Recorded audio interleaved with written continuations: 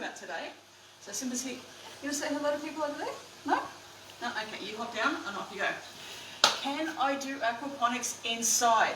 Absolutely. Remember, aquaponics can be adapted and adjusted to no matter where you are and what you're doing. All of our fish produce ammonia, and we need the bacteria that converts ammonia into nitrite and then nitrate. This process happens in every aquarium, from our freshwater, our marine, and our turtle tank, which is what I'm working on today. So what we're needing is we're wanting to have, doing it indoors because you might live in a snowy area, that just makes me cold thinking about it. If it's indoors, then you want to make sure that you've got a way of being able to grow everything. So we have the ammonia source, and in my case, hello darling, we have the ammonia source. They don't like being picked up, and definitely not wanting to say hello to people on social media. But they are producing ammonia, which we have the bacteria converting it into nitrite and nitrate. And what we do for aquariums is we usually do a water exchange of 10%, generally 10% per week, to keep the nitrate at a usable level. Now, if you're someone like me and you just don't want to have to do that, or you want to be able to grow some yummy herbs, make it into an aquaponics system. This is a really simple, cheap and easy option, especially if you've already got a fish tank, of what you can do. Now, just noting, I do have a heat lamp over here because it is winter and my turtles do need it, and I usually have a UV light on specifically for the turtles. You also shouldn't need that unless you have turtles, then you need that. So I have the pump that's in the bottom of the tank and is bringing water up into the PVC pipe. The water is going along, passing through the herbs in their root system and then dropping it down. This is my filter. It's as simple as that. So we have the expanded clay in a net. The net sits in here, and this is where we have our plants. And what I'm doing today, it's because it's winter and my plants aren't that happy, the turtles especially, because of, they're slow. We all know that turtles are quite slow, though they strike really fast and hard. They're not producing as much waste at the moment, which is fine. They're not feeding as much. So my herbs are not getting as much nutrients because we have to balance everything out. Remember, we're balancing out the ammonia and the fish waste to the amount of plants that we can actually have in our system. So these guys aren't producing very much in the way of nitrate. So I'm taking out my herbs, my seasonal herbs, so my coriander and my basil, and I'm adding some oregano. That's what this one is. So I've got this one and I've taken out as much of the soil as I can, because we don't want any other soil or fertiliser from any other system, okay, and from our plants. Now, I did get this from a nursery. I haven't sprouted it myself. I try to sprout most things myself, but the perennial herbs I generally do buy. But these are going to go nuts in my aquaponics system. And what I'm wanting to show you very quickly, see what happens with the roots. We're wanting these to be kept nice and clean. Now, that's not actually as clean as I would like, and I will move it close. I've got a cat under my feet now, go figure. Moving it closer so you can see, but look at how all of the roots have started to come out. How impressive is that? The bigger the plant, the bigger the roots. And just very quickly, if I had a small tomato plant in here, that small tomato plant can easily grow up this high.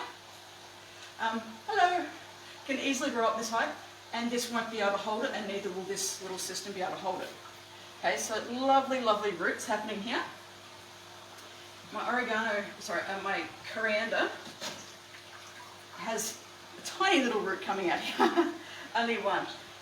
But what we're going to be doing is I'm taking out my pump, so you can see that's there, and unplugging that, and I'm going to be putting the smaller one here, and my oregano is going to be coming into this one, and that will balance nicely on top, where I can then support it. And you always make sure whatever you're doing within aquaponics, everything is supported. So at the moment this isn't moving, and it does have that line of water.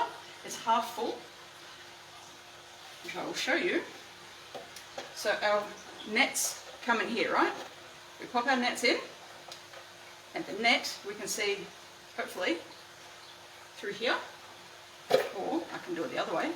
Wet hands, don't try doing stuff. Hello, we can see the net. And we can also see with this pipe,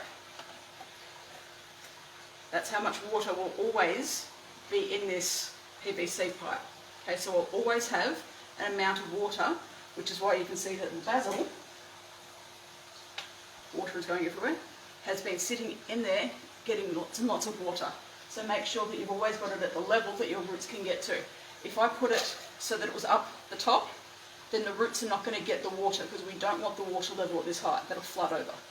Okay, so we're having it this side, halfway, and it works.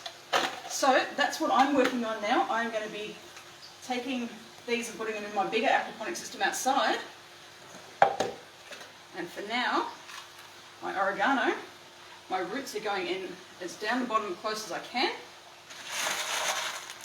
My expanded clay, remembering that this is where all of my bacteria lives, and I'll be taking bacteria and the clay from the other ones, filling this up.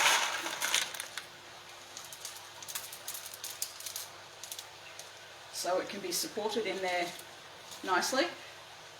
With the roots of plants, make sure you be gentle with your roots. You don't want them damaged. And this will be able to sit very nicely, sliding it in there, and I'll be replacing one to the other. So the water will pump up into here and pump out, just like it's been doing on the big one. Now we're making it a lot smaller. Can aquaponics be done indoors? Absolutely. Find your own way. This is one example of a small system that you can do, especially if you already have fish, or especially if you have turtles. And if you've known me for any length of time, you know that I love the Murray-Darling Basin, and these are Murray River long-neck turtles. I have a thing for the Murray-Darling Basin in Australia. Well, thanks for watching. I hope you enjoyed the video.